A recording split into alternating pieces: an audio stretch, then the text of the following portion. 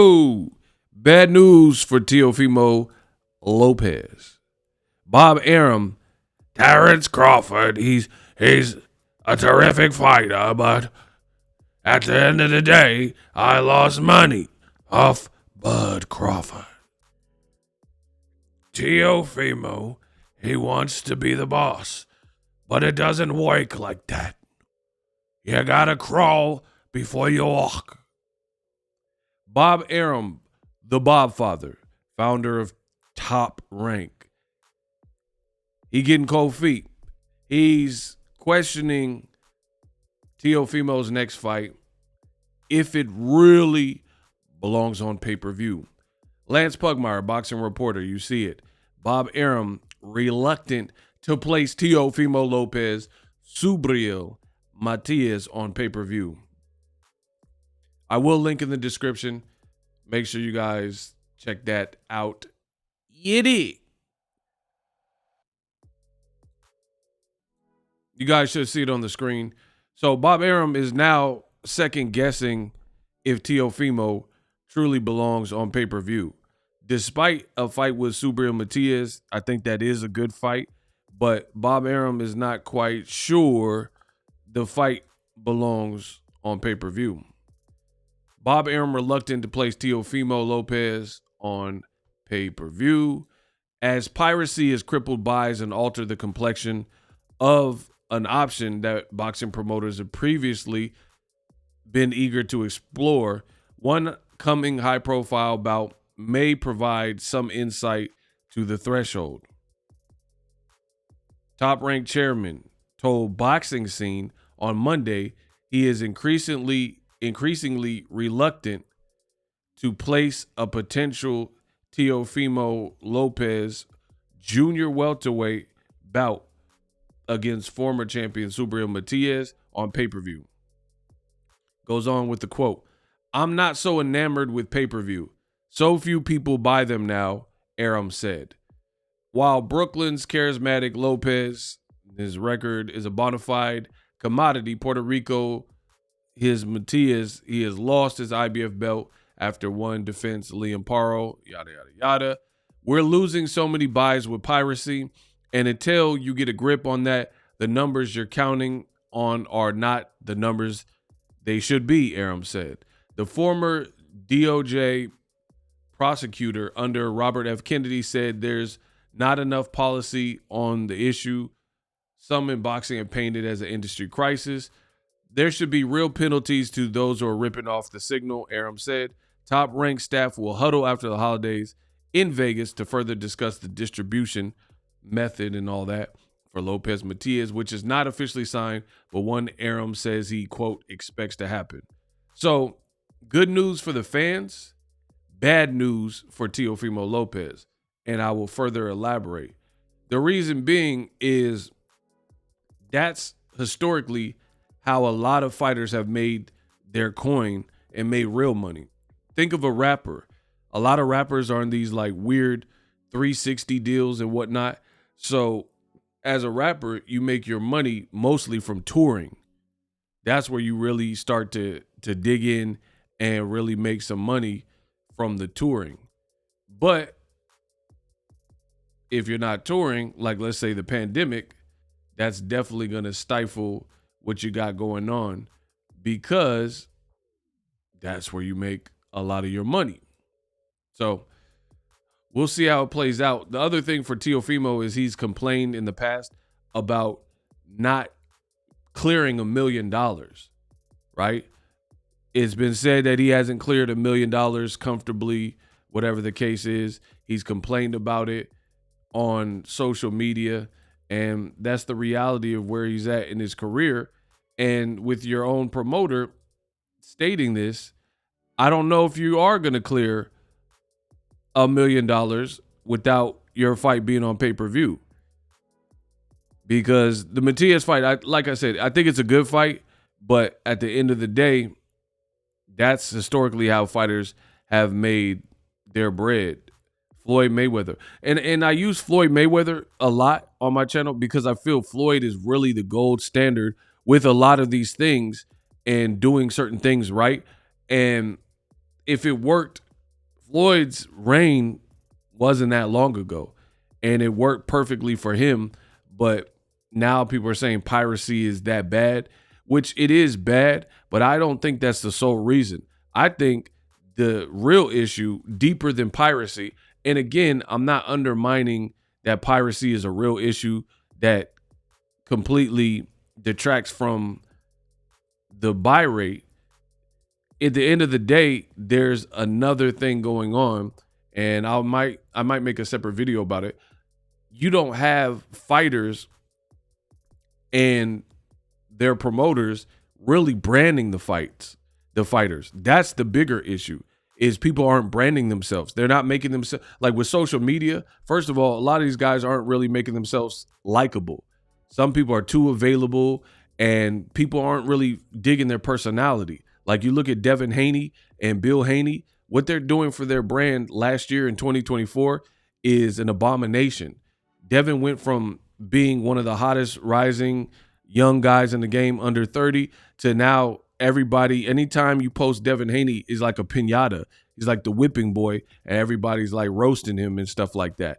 Same thing with Teofimo. Teo has said a lot of like things that look racist, sound racist, talking about the monkeys can have the banana and all that. So you can't see, this is the problem. And I really don't want to like deter and go down a whole different rabbit hole, but I'll say this. This is what I noticed with people want to borrow from black culture, listen to the Drakes and the J. Coles and Kendrick Lamar, weigh in on hip hop beefs like Kendrick and Drake, and they like Tupac and things like that. But when it comes to real issues within black culture, they're nowhere to be found, right? Like when T.O.'s working out and was doing IG videos, he always bumping like J. Cole and like the hot trendy music or Kodak Black or whoever, right? But then you're also talking about monkey this, monkey that, banana this, banana that, and talking about ESPN can keep the blacks. So it's like I never understood that. I don't understand how you can be so influenced. What happened to that person? Be so influenced and borrow from the culture, but at the same time, you don't really do anything to support the culture, and you're actively saying things like with a racial tone that comes across as racist. ESPN keep the blacks, and monkey this, the Crawford monkey and Tank monkey, all that type of business. So again, Bob Arum talking about piracy, which is an issue, but Teofimo's also said unfavorable and distasteful things that made people not really up with him. Everybody, I keep telling you guys, everybody you've seen, a lot of people want to be like Tank Davis, but they're not Tank Davis. Tank Davis is knocking out fools. He's fighting ranked guys you know of, and he's knocking them out. And he's doing backflips, and he's having sensational performances. T.O.'s last performance, he fought Steve Claggett, and he didn't even get him out of there. It's a dude that had like 6-7 losses. So there's more than just piracy, and that's why I'm making this video. So I don't blame Bob for being reluctant to put T.O. on, T.O. specifically, because he fought Claggett and he kind of disappeared. Like, you can't just not be a Tank and not be a known, like a Canelo and a known thing, and then you just pop in and got a fight. Because a fight like Matias, although he's a former champion, I like the fight. I think it's a good fight. He's not no big booming name either. And he just lost one fight ago or so to Liam Paro, who just lost to Richardson Hitchens. So, yeah, it would have been better if Matias had the belt and it was a unification or something. And that's the problem with boxing as well. They don't strike while the iron's hot. And then they make these fights. Like now they want to make Tyson Fury and Anthony Joshua. You should have been made that years ago. Or now they'll make Joshua Wilder. We wanted that when they were both undefeated. So that's another thing. So we can't just minimize this down and whittle it down to, oh, this is just purely piracy.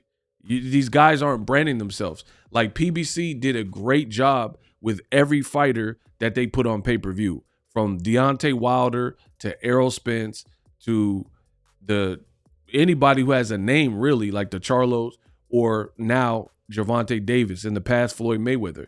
What they did is branded these guys. They gave guys the proper exposure. And unbeknownst to some people, people want to give credit to Canelo, especially the race fans, because he's a Mexican fighter who has the ability to sell. But real talk, a black fighter is what put Canelo on. Canelo's kind of like Elvis, where you look it up, and Elvis, a lot of his songs he didn't really write, and he had other people like write the songs and teach him how to sing. And I'm giving you guys kind of a history lesson now. Look up Otis Blackwell. Otis Blackwell wrote most of, or at least some of the most popular songs from Elvis, but Elvis got the credit for it. And if you listen to Otis Blackwell, the way like his voice was, Elvis copied it to a T. Just go to YouTube and type in Otis Blackwell Elvis, and you'll hear how you picture Elvis to sound. That was Otis Blackwell's voice, and that was his words and his writing. That's kind of what happened with Canelo, where Canelo, yes, he had, he could fight and things like that, but he also made a huge name for himself being built on Floyd Mayweather's undercard, because Floyd was already selling. Floyd was already selling regardless of Canelo.